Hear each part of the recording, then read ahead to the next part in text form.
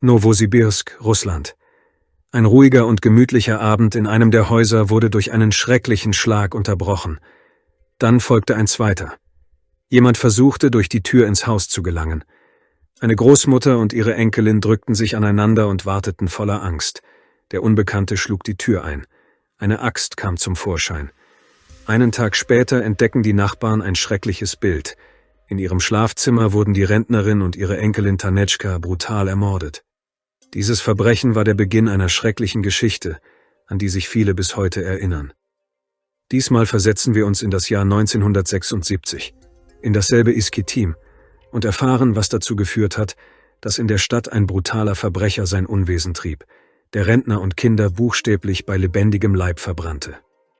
Nowosibirsk ist die drittgrößte Stadt Russlands. Leider ist sie für viele Serienmörder und Verbrecher bekannt. Die bekanntesten unter ihnen sind Michail Judin mit dem Spitznamen Mörder von Berdsk, Jewgeni Tschuprinsky, Viktor Fokin und viele andere. Heute sprechen wir über einen Serienmörder, der seinen Namen in die blutige Geschichte dieser Stadt geschrieben hat. 16. Juni 1989. An diesem Tag spazierte ein Mann durch den Park. Seine Aufmerksamkeit wurde durch Rauch über dem Gebüsch geweckt. Der Passant roch einen starken, unangenehmen Geruch. Er bedeckte sich mit seinem Schal und beschloss, nachzusehen, was dort brannte. Als er näher kam, bemerkte er, dass das Feuer fast erloschen war. Darin lag ein stark verkohltes menschliches Leichnam.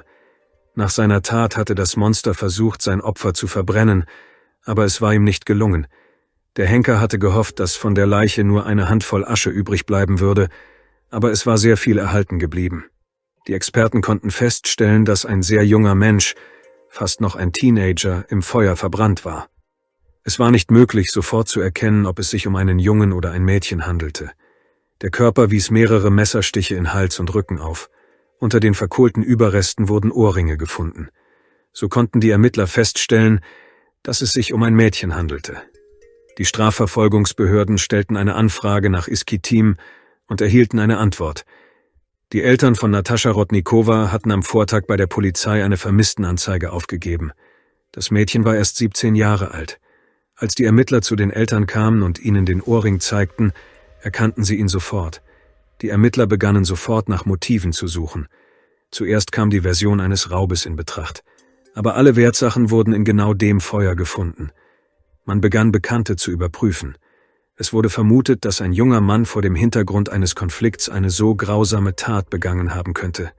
So stellten die Ermittler fest, dass Natascha bei Jungs sehr beliebt war. Die 17-jährige Natascha Rodnikowa war fröhlich, kontaktfreudig und hübsch. Wie Bekannte sagten, liebäugelte sie mit vielen, wies aber alle zurück. Viele Jungs waren ihr böse. Das erschwerte die Aufgabe. Nataschas Freundinnen erzählten, dass unter all den abgewiesenen Jungen David Akopian besonders auffiel. Angeblich schrie er lautstark, dass das Mädchen alles bereuen werde, weil Natascha ihn und seine ganze Familie schwer verletzt habe. Die Ermittler hielten die Drohungen des Jungen für harmlos, eher emotional. Dennoch beschlossen sie, David zu überprüfen. Bei der Vernehmung stellte sich heraus, dass er zum Zeitpunkt des Mordes an Natascha kein Alibi hatte. Als man ihn abholen wollte, leistete er sogar Widerstand, griff nach einem Stock und attackierte die Beamten. Bei der Vernehmung entschied sich David, sich nicht zu rechtfertigen. Er sagte, »Denkt, was ihr wollt.« Die Reaktion des Jungen wirkte seltsam. Die Beamten beschlossen, den verdächtigen Jugendlichen bis zum Ende der Überprüfung in der Zelle zu lassen. Einige Stunden später erschien Davids Vater vor der Polizeistation. Er schrie, dass er nicht gehen werde, bevor sie seinen Sohn freiließen. Als man versuchte, den wütenden Mann zu beruhigen, schrie er, »Ich werde beweisen, dass es in meiner Familie keine Kriminellen gibt. Ich werde hier erfrieren, und dann könnt ihr euch schämen.« Davids Vater verbrachte die ganze Nacht vor der Polizeistation. Am Morgen brach er zusammen. Ein Polizist eilte zu ihm und bot ihm Hilfe an. Dieser antwortete jedoch nur, dass er wisse, was zu tun sei, und dass er bei den Ermittlungen helfen werde. Einige Stunden später brachte der Mann einen 12-jährigen Jungen zur Polizeistation. Wie sich später herausstellte, hatte dieser am Tag von Nataschas Tod genau an der Stelle, an der ihre Leiche gefunden wurde, ein verdächtiges Auto gesehen. Er wurde zum Hauptzeugen in dieser schrecklichen Geschichte. Der Junge hieß Oleg Evsjukow. Bei der Vernehmung erzählte er, dass er an diesem Tag in der Nähe des Parks einen gelben Moskwitsch gesehen habe. Der rechte Scheibenwischer war kaputt Aus dem Auto kam Musik, und darin saß ein Mann. Er sagte zu mir, »Hau ab!« Und ich ging weg. Die Ermittler begannen sofort, alle gelben Moskwitsch-Autos in der Stadt zu überprüfen. Die Farbe war selten, daher gab es nur wenige. Einer der Fahrer fiel sofort auf. Als man dem Mann das Foto des Opfers zeigte, war er sehr verwirrt. Er bat um Papier und einen Stift und sagte später, »Ich wusste, dass Sie mich finden würden.« Der Mann begann ein Geständnis zu schreiben, aber plötzlich bekam er einen Herzinfarkt. Nach fast einer Woche kam er im Krankenhaus zu sich, und die Ärzte erlaubten der Polizei, das Gespräch mit dem Verdächtigen fortzusetzen. Sie baten ihn, das Begonnene zu Ende zu schreiben, was sie schließlich in einen Schockzustand versetzte. Der Fahrer schrieb auf ein Blatt Papier, »Ich habe versehentlich ein Mädchen mit dunklen Haaren angefahren. Sie fiel hin, ich bekam Angst und fuhr weg. Ich bin bereit, die Strafe für meine Tat zu tragen.« Die Ermittler waren verwirrt. Was bedeutete, ein Mädchen angefahren? Man hatte doch versucht, sie zu verbrennen. Es kam die Vermutung auf, dass das Opfer des Fahrers vielleicht gar nicht Natascha war. Man begann Krankenhäuser anzurufen und fand nach einiger Zeit die Verletzte. Vor mehr als einer Woche hatte eine junge Frau aus der Gegend, die gerne trank, mit Prellungen ins Krankenhaus gekommen. Sie sagte, sie sei von einem Auto angefahren worden, aber niemand glaubte ihr. Das Opfer des Fahrers überlebte, aber der Fahrer erlitt einen Herzinfarkt. Die Ermittler waren über diese Information nicht erfreut. Sie mussten von vorne anfangen. In diesem Moment ereignete sich ein neues, nicht minder schreckliches Verbrechen. Anfang Juli 1989. Die Familie Doronini wollte in den Zoo gehen. Sie ahnten noch nicht, dass dieser Tag für ihre Familie zum Schicksalstag werden würde. Die 11-jährige Mascha ging in den Hof, um dort auf ihre Eltern zu warten. Als das Ehepaar jedoch herauskam, fanden sie ihre Tochter nicht. Sie war spurlos verschwunden. Alle suchten nach Mascha. Verwandte, Nachbarn, die Polizei. Mehr als 2 Tage lang wusste niemand etwas. Das Mädchen wurde ganz in der Nähe des Hauses gefunden, in einem Gebüsch. Man hatte versucht, sie zu verbrennen. Die Verbrennungen waren nicht schwer und die Experten konnten das Bild des Verbrechens vollständig rekonstruieren. Ein Knebel im Mund, Messerwunden im Rücken, gefesselte Hände und Füße. Die Ermittler kamen zu dem Schluss, dass beide Morde das Werk desselben Mörders waren. Sie kamen zu diesem Schluss nicht nur, weil beide Opfer verbrannt wurden, sondern auch, weil ihre Hände und Füße in der sogenannten Schwalbenhaltung gefesselt waren. Dabei sind die Füße miteinander verbunden und zu den Händen gezogen. Bei Natascha war die Schnur im Feuer verbrannt, aber anhand der Körperhaltung stellten die Ermittler fest, dass auch sie in der Schwalbenhaltung gefesselt war und einen Knebel im Mund hatte. Bald war auch das Motiv klar. Die Experten stellten fest, dass der Täter beide Opfer misshandelt hatte, bevor er sie tötete und versuchte, sie zu verbrennen. Die Experten stellten fest, dass die Opfer zum Zeitpunkt der Verbrennung noch am Leben waren. Im Jahr 1979 war in Nowosibirsk bereits der wahnsinnige Juri Iwanow am Werk. Er tötete Frauen mit einem Säbel. Die Strafverfolgungsbehörden suchten über 1 Jahr lang nach ihm. Aber war wirklich 10 Jahre später wieder ein Serienmörder in der sibirischen Stadt aufgetaucht? Leider bestätigte sich diese Vermutung. 3 Tage später ging der Henker erneut auf die Jagd. Die 12-jährige Svetlana wurde in einem Waldstück unweit der Fabrik gefunden, in der ihre Eltern arbeiteten. Sie war auf dem Weg zu ihnen. Sie hatten sich verabredet, aber ihre Eltern sahen sie nie. Eine Woche später gab es ein weiteres Verbrechen. Diesmal wurde eine Bibliothekarin zum Opfer. Fast an derselben Stelle. Die Frau war auf dem Weg zu ihrem Mann, nur noch wenige 100 Meter trennten sie voneinander. Beide Opfer waren ebenfalls in der Schwalbenhaltung gefesselt. Wie später festgestellt wurde, hatten Passanten Schreie gehört, diese jedoch nicht als Hilferufe deuten können. 4 Opfer in so kurzer Zeit. Aus Moskau kam der dringende Befehl, den Täter sofort zu fassen, sonst würde die gesamte Führung entlassen werden. Überall in der Stadt wurden Fahndungsplakate aufgehängt. Die Bürger wurden gewarnt, dass ein Wahnsinniger in der Stadt sein Unwesen treibe. Die Strafverfolgungsbehörden arbeiteten Tag und Nacht, um auch nur einen einzigen wertvollen Zeugen zu finden. Bald kam den Ermittlern ein Gedanke. Da alle Opfer auf besondere Weise gefesselt waren, könnte der Täter mit den Strafverfolgungsbehörden in Verbindung stehen. Wenn er einer von ihnen war, würde es schwierig werden, ihn zu fassen. Alle Polizisten kannten den Stand der Ermittlungen. Sie wussten auch, wo sie den Mörder suchten. Aber es war unbedingt notwendig, ihn zu fassen. Die Panik in der Stadt wuchs. Frauen und Mädchen hatten Angst, auf die Straße zu gehen. Eltern ließen ihre Kinder nicht aus dem Haus. Aber eine große Stadt kann nicht zu Hause bleiben. Die Frauen gingen weiter zur Arbeit, die Kinder zur Schule. Es gab nur kleine Vorsichtsmaßnahmen. Man ging auf beleuchteten Straßen. Nach einigen Tagen gab es einen neuen Angriff, diesmal in der Nähe der Stadt Iskitim. Das Opfer war die 19-jährige Irina Astachova. Das Mädchen war auf dem Weg von der Station nach Hause und nichts deutete auf Unheil hin. Es war Tag, hell, die Straßen waren voller Menschen. Vor ihr ging ein schmächtiger Mann. Er drehte sich um und bot Irina an, ihr zu helfen, ihre schwere Tasche nach Hause zu tragen. Als sie durch ein Wäldchen gingen, hörte Irina ein Geräusch, als etwas zu Boden fiel. Sie drehte sich um und sah, wie der Mann die Tasche wegwarf und mit schnellen Schritten auf sie zukam. Der Mann packte die junge Frau am Hals und zog sie in die Büsche. Aus Irinas Aussage: Ich kam zu mir, als er mich fesselte. In diesem Moment kamen Passanten an den Büschen vorbei. Er hielt mir ein Messer an die Kehle und befahl mir zu schweigen. Sie hatte unglaubliches Glück. Aus einem gerade angekommenen Zug strömte eine Menschenmenge. Der Verrückte flüsterte ihr ins Ohr: Ich komme wieder, und rannte davon. Die verängstigte und gefesselte Irina konnte endlich schreien. Wenige Minuten später gab Irina bereits ihre Aussage zu Protokoll. Die Ermittler untersuchten den Tatort sorgfältig und hatten endlich Glück. Sie fanden Blutstropfen. Dank dieser konnten die Mediziner die Blutgruppe bestimmen. So tauchten die ersten materiellen Beweise auf. Es stellte sich heraus, dass sich der Täter beim Herausziehen des Messers versehentlich geschnitten hatte.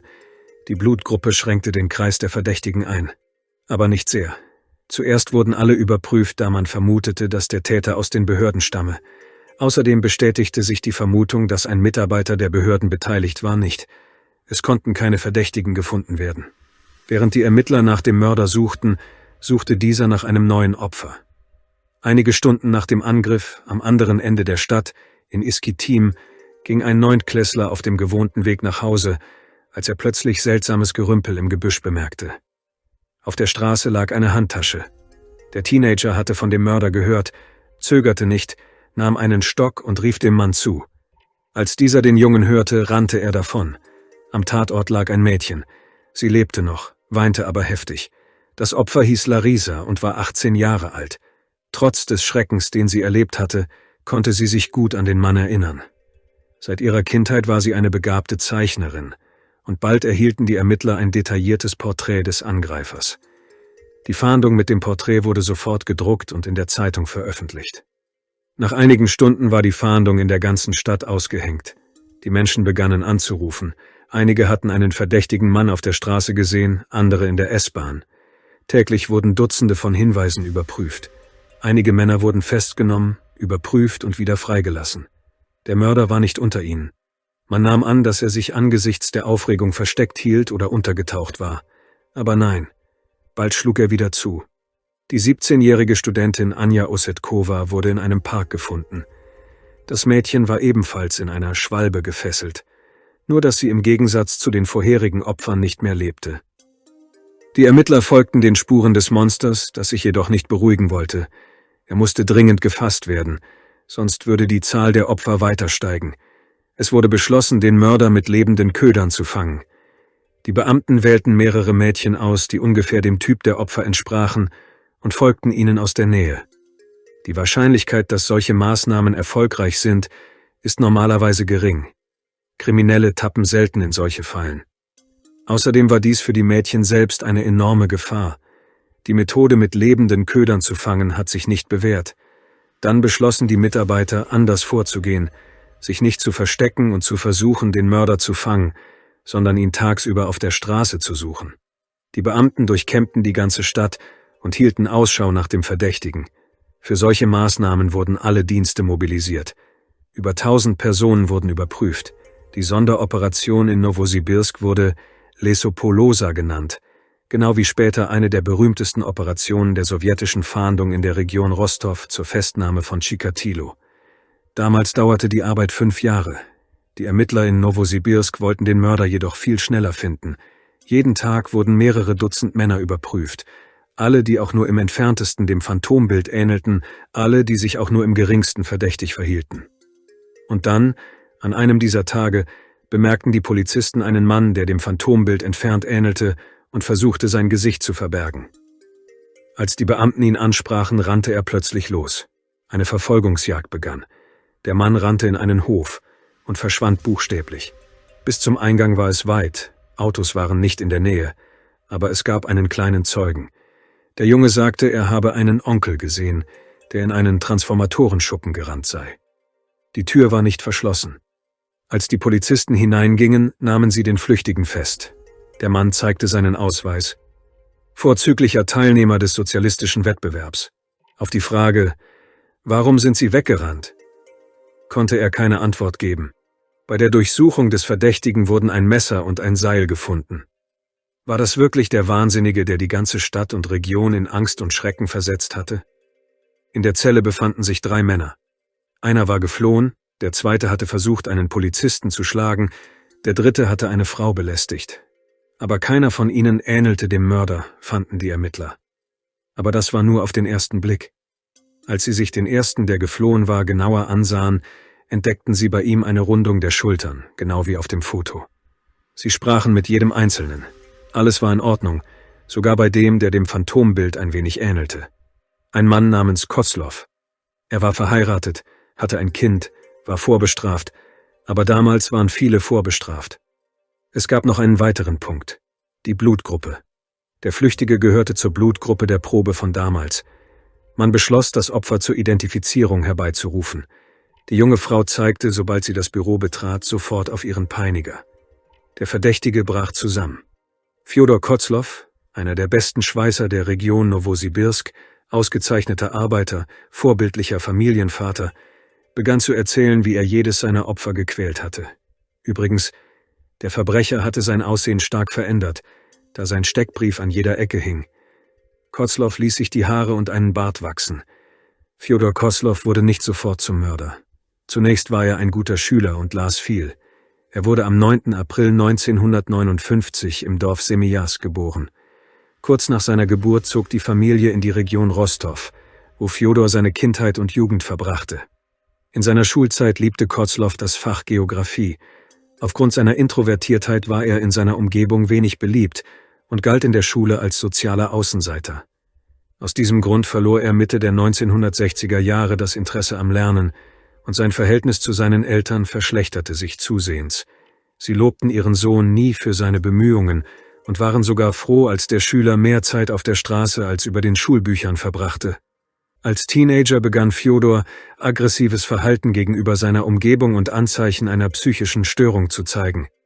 Aus diesem Grund wurde er Anfang der 1960er Jahre zu seiner Großmutter in die Region Tjumen geschickt. Einer Version zufolge suchte der Teenager selbst den Kontakt zu seiner Verwandten. Während eines Aufenthalts bei seiner Großmutter auf dem Land entwickelte Fjodor eine besondere Zuneigung zu seiner Cousine. Sie beklagte sich häufig darüber, dass ihr Bruder sie bedrängte. Die Großmutter tadelte ihren Enkel oft, was in ihm zunehmend Wut hervorrief. Anfang 1976, in einem Zustand innerer Anspannung, verlor Fjodor die Kontrolle, griff zu einer Axt und richtete schwere Zerstörungen im Haus an. Inmitten dieses Ausbruchs kam es zu einer dramatischen Eskalation. Seine Großmutter kam dabei ums Leben und seine Cousine wurde Opfer seiner Gewalt. Noch im selben Jahr wurde Kozlov festgenommen. Das Rostower Regionalgericht sprach ihn in allen Punkten schuldig und verhängte die maximale Strafe, die für einen Minderjährigen in der UdSSR möglich war: 10 Jahre Haft.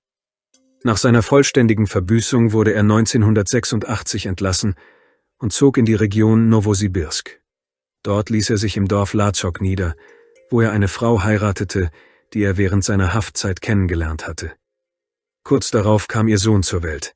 Als seine Frau mit dem Kind vorübergehend zu ihren Eltern ins nahegelegene Dorf Evsino zog, blieben Spannungen zwischen den beiden bestehen.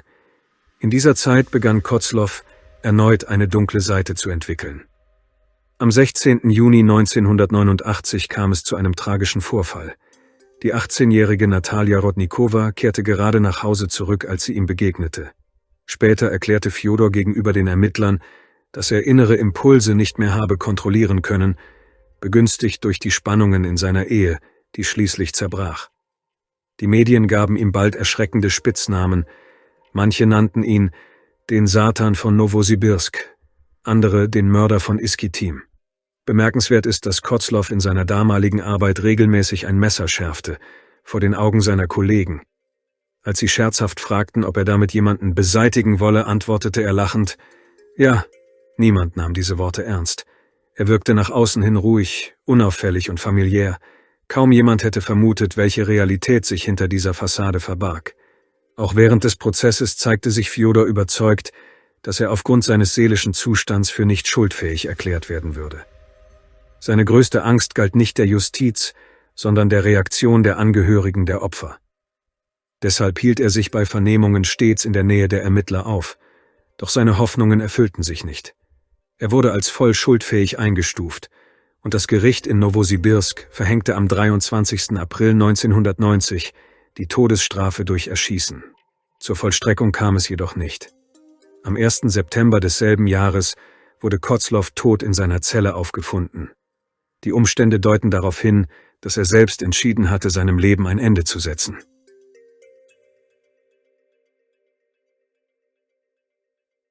Danke fürs Zuschauen und passen Sie auf sich auf.